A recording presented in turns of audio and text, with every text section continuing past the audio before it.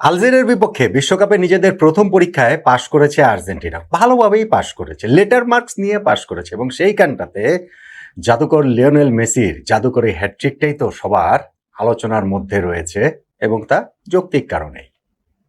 এইবার আর্জেন্টিনার দ্বিতীয় টেস্ট অস্ট্রিয়ার বিপক্ষে, ইউরোপিয়ান অপোনেন্ট।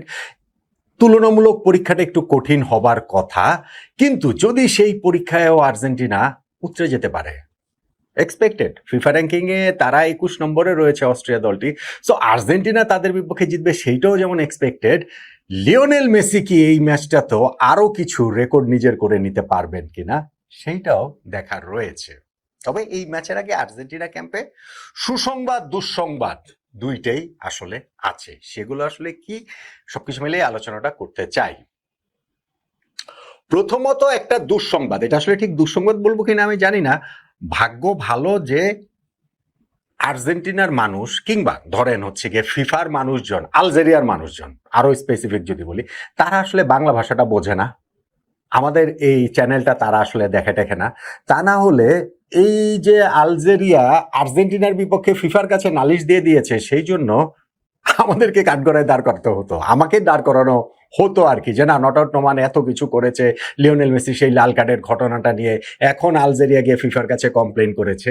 সেটা তো আমরা আসলে দেখতে পেয়েছি বিভিন্ন গণমাধ্যমে, রয়টার্সে, দ্য অ্যাথলেটিকে তারা নিউজ করেছে যে ফিফার কাছে আলজেরিয়া কমপ্লেন করেছে ওই ম্যাচটাতে আর্জেন্টিনার পক্ষে বেশ কিছু রেফারিং ডিসিশন গিয়েছে, যার মধ্যে মেসি যে ওই যে আইসামেন মান্দিকে পেছন দিক থেকে পা দিয়ে মেরেছেন, বুট দিয়ে মেরেছেন, সেইটা রেড কার্ড অফেন্স ছিল বলে তারা দাবি করেছেন। অ্যালেক্সিস ম্যাকেলিস্টার একটা হচ্ছে কোনোই দিয়ে মেরেছেন, সেইটাও তাদের পক্ষে সিদ্ধান্তটা আলজেরিয়া যায়নি বলে ফিফার কাছে তারা দাবি করেছেন। দেখেন, আমি আবারও বলি, আমি অনেকবার বলেছি, আমি আবারও আরেকবার সেটা পুনর্ব্যক্ত করি, মেসিকে লাল কার্ড দেয়া যে হয়নি সেটা অ্যাবসলুটলি ফাইন। কেউ যদি মনে করেন যে ওই সিদ্ধান্তটা সঠিক তাহলে সঠিক, আবার কেউ যদি মনে করেন যে না, মেসিকে লাল কার্ড দেওয়াটাই উচিত ছিল, সেইটাও আসলে সঠিক। ফিফা আইনের দোহাই তুলে মেসিকে যে লাল কার্ড দেওয়া হয়নি সেইটাকে যদি জাস্টিফাই করেন সেটা ভুল।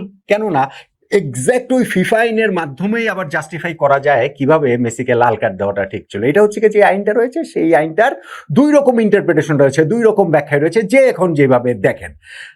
এখন ওই ইন্টারপ্রিটেশন যদি কেউ করেন যে না, মেসিকে লাল কার্ড দেওয়া উচিত, তাহলে যে তার উপরে ঝাঁপিয়ে পড়তে হবে, আমার উপরে যেমন ঝাঁপিয়ে পড়েছেন যে না, মেসির এগেনস্টে এত কিছু, কি কেন মেসির এগেনস্টে এটা বলছেন, মেসিকে ধরা যাবে না, ছোঁয়া যাবে না, আলজেরিয়া তো এটা নিয়ে কিছু বলছে না, পৃথিবীর কেউ কিছু বলছে না, আপনি বলছেন কেন? প্রথমত পৃথিবীর অনেকেই বলছে, এটা শুধু শুধু চোখ কান গুজে রাখলে হবে না।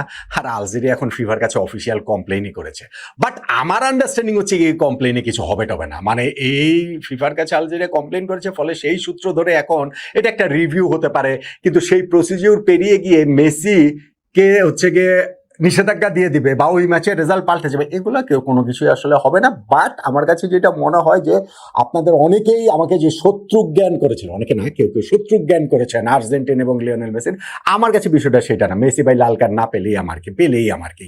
ইস্যু হচ্ছে কি, আমি বলেছিলাম যে আইনের দুইটা সাইডই রয়েছে, এই দুইটা সাইডটা আপনাদেরকে অনেকেই হয়তো বা দেখান না, বা আপনারাও দেখতে চান না, অনেকেই দেখতে চান না, সমর্থকের মনে, আমি যেটা বুঝি না, ঠিক আছে, সমর্থকরা তো সেভাবে ভাববেনি, বাট আমার কাছে মনে হয়েছে যে দুইটা সাইডই আপনাদের সামনে তুলে ধরাটা উচিত। যাক, ওইটা বেগ কোনো ইস্যু না। ইস্যু যেটা, সেটা হচ্ছে গিয়ে ইনজুরি, এবং সেটাকে আমি বলছিলাম যে সুসংবাদ দুঃসংবাদ দুইটাই রয়েছে। দুঃসংবাদ কি?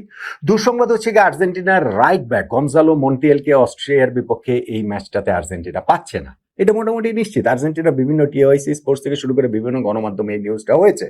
এখন প্রথম ম্যাচটা আলজেরিয়ার বিপক্ষে তিনি কিন্তু রাইট ব্যাক স্টার্ট করেছিলেন, সেকেন্ড হাফে তার বদলে হিসেবে নাহুয়েল মোলিনা নেমেছিলেন, এবং এই ম্যাচটাতে যেহেতু মন্টিয়েল রুলড আউট হয়ে যাচ্ছেন, সেই ক্ষেত্রে মোলিনাই ফার্স্ট 11টাতে খেলবেন। এইটা আমার কাছে যে বিরাট বড় দুঃসংবাদ তা মনে হয় না, কেননা আর্জেন্টিনার এই রাইট ব্যাক পজিশনটা মোলিনা মন্টিয়েল তারাই আসলে ভাগাভাগি করেন। চিন্তার যে জায়গাটা, সেটা হচ্ছে প্রথম ম্যাচে ওই আলজেরিয়ার বিপক্ষে সহজ জয় পাওয়া সত্ত্বেও ডিফেন্সের এই রাইট সাইডটাতে আর্জেন্টিনাকে একটু নড়বড়ে লেগেছে, একটু না, বেশ নড়বড়ে লেগেছে। ফলে এখন যেহেতু মন্টিয়েলের অপশনটাও নাই, মোলিনা এই স্পটটা কতটা নিজের করে নিতে পারবেন বা কতটা এই জায়গাটাতে আর্জেন্টিনাকে কমফোর্ট দিতে পারবেন, ওইটা একটা দেখার বিষয়। বরং তুলনায় লেফট ব্যাকে যে ফাকুন্দো খেলেছেন, যিনি হচ্ছে গিয়ে ওই লেফট ব্যাক পজিশনটাতে তাগলিয়াফিকো সুস্থ থাকলে হয়তো খেলতেন না, ফলে সেই পজিশনটাকে বরং আরো অনেক বেশি সিকিউর মনে হয়েছে। এইটা আর্জেন্টিনার জন্য একটু রাইট সাইডটাতে যে মন্টিয়েলকে পাচ্ছে না, এটা তার তারপরে তো একটু দুশ্চিন্তার ব্যাপার স্যাপার থাকে। আবার ইনজুরি ফ্রন্টে সুসংবাদও রয়েছে। সুসংবাদটা হচ্ছে গিয়ে যে এই ম্যাচে সম্ভবত ফার্স্ট ইলেভেনে খেলার জন্য অ্যাভেলেবেল হয়ে যাচ্ছেন হুলিয়ান আলভারেজ। আলভারেজ কিন্তু আগের ম্যাচটাতে খেলেছেন, তবে বদলি হিসেবে খেলেছেন, লাউতারো মার্টিনেজের সেকেন্ড হাফে গিয়ে নেমেছেন। এখন আলভারেজ যদি প্রথম থেকে অ্যাভেলেবেল থাকেন, কোচ লিওনেল স্ক্যালোনি তাকেই সম্ভবত প্রথম একাদশে প্রেফার করবেন, খেলাবেন, এবং সেইটা আর্জেন্টিনার জন্য একটা বিরাট বড় ব্যাপার। আলভারেজের প্রোফাইলের এই স্ট্রাইকার এখনকার ওয়ার্ল্ড ফুটবলে খুব বেশি নেই। আমি আগেও একটা ভিডিওতে বলেছিলাম যে তিনি এমন একজন striker with the soul of a midfielder, মানে মিডফিল্ডারের হৃদয় নেওয়া একজন, মানে হৃদয় থাকা একজন ফরওয়ার্ড হচ্ছে গিয়ে আলভারেজ। এতটা জায়গা মাঠে কাভার করেন, এত পজিশন তিনি অকুপাই করে রাখেন।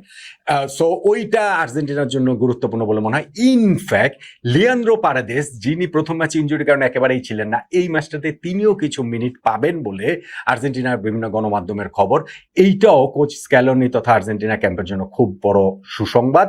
ওয়ার্ল্ড কাপ একটা লং জার্নি, এইখানে 8টা ম্যাচ খেলতে হবে, 1 মাস 1.5 মাসের টুর্নামেন্ট, ফলে এখানে প্রত্যেককে সুস্থ পাওয়া বা বিভিন্ন সময় কাজে লাগানো সেটা খুব গুরুত্বপূর্ণ। পারেদেস নট নেসেসারিলি ফার্স্ট ইলেভেনের প্লেয়ার, কিন্তু কখনো কখনো টিমের প্রয়োজনে, ধরেন সাসপেনশন হতে পারে, কারো ইনজুরি হতে পারে, আবার ধরেন ম্যাচের শেষ 15 মিনিটের জন্য প্রয়োজন হতে পারে, ওই সব মুহূর্তে পারেদেস খুবই গুরুত্বপূর্ণ রোল প্লে করতে পারেন। ফলে আর্জেন্টিনার জন্য বা কোচের জন্য এটাও একটা সুসংবাদ নিঃসন্দেহে। এখন লিওনেল মেসির যে ইস্যুটা, সেইটা হচ্ছে গিয়ে তার সামনে আগের ম্যাচে হ্যাট্রিক করে তো অনেক অনেক রেকর্ড করে ফেলেছেন, অনেক কিছু তিনি করে ফেলেছেন। তিনি এই ম্যাচটাতে লিওনেল মেসি অন্তত 3টা বড় রেকর্ডের সামনে দাঁড়িয়ে আছেন, সেইটা ভাঙতে পারেন। নাম্বার 1, বিশ্বকাপে সর্বকালের সর্বোচ্চ গোলদাতা মেসি হয়ে যেতে পারেন, যেটা 16 গোল নিয়ে এই মুহূর্তে মিরোস্লাভ ক্লোজার সঙ্গে তিনি যৌথভাবে রয়েছেন, মানে আমি যখন এই ভিডিওটা করছি। সো এই জায়গাটাতে তার আগে ফ্রান্সের খেলা রয়েছে, এমবাপ্পে কি সেই জায়গাটা কি করবে ওইটা অন্য আলোচনা।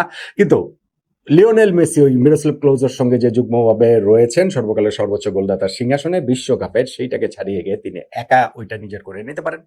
নাম্বার 2, সেই ক্লোজারই আরেকটা রেকর্ড মেসি ভেঙে দিতে পারেন, যে ওয়ার্ল্ড কাপে সবচেয়ে বেশি জয়ী দলের অংশ 16টা করে ম্যাচ মিরোস্লাভ ক্লোজার সঙ্গে লিওনেল মেসি রয়েছেন। সো অস্ট্রিয়ার সঙ্গে ম্যাচটাতে যদি আর্জেন্টিনা জেতে, অবভিয়াসলি মেসি খেলেন, মেসি তো খেলবেনই, ফলে সেই রেকর্ডটাও তার হয়ে যাবে। এবং আরেকটা জায়গা সেটা হচ্ছে গিয়ে বক্সের বাইরে থেকে যদি মেসি গোল করতে পারেন, তাহলে বিশ্বকাপে এই বক্সের বাইরে থেকে সর্বকালের সর্বোচ্চ গোলদাতাও তিনি হয়ে যাবেন, যেটা তার 5টা এরই মধ্যে আসলে হয়ে আছে। সেই 5টা গোল ব্রাজিলের কিংবদন্তি রিভেলিনেরও বক্সের বাইরে থেকে 5টা গোল রয়েছে।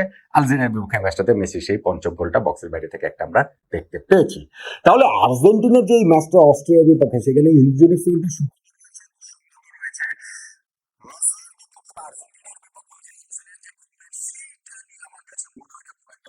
কিছু হয়েছে, এস্টাবলিশ হয়েছে। আমার কাছে মনে হয় যে ওই আর্গুমেন্টটা করা যায়, আলোচনাটা করা যায়, মেসি বলেই যে এই আলোচনাটা করা যাবে না, বিষয়টা সেরকম না। এবং মেসি নাম্বার 3 যেটা, তিনি এই ম্যাচটাতে অনেকগুলো রেকর্ড, অন্তত 3টা বিগ রেকর্ডের সামনে দাঁড়িয়ে রয়েছেন। সেগুলাকে অস্ট্রিয়ার বিপক্ষে ম্যাচে ভাঙতে পারবেন কিনা, সব না পারলেও অন্তত পক্ষে প্রথম 2টা, ধরেন বক্সের বাইরে থেকে গোল করতে পারলো না, কিন্তু যদি সর্বকালের সর্বোচ্চ গোলদাতা হয়ে যান এবং যদি আর্জেন্টিনার ওই জয়ী দলের অংশ হন, সবচেয়ে বেশি ম্যাচ জয়ের অংশ হন, মিরোস্লাভ ক্লোজার ওই 2টা রেকর্ড ভাঙাটাই মেসির জন্য, সমর্থকদের জন্য বিরাট স্বস্তির হবে। রিভেলিনের রেকর্ডটা না হয় পরেও ভাঙা যাবে নাকি?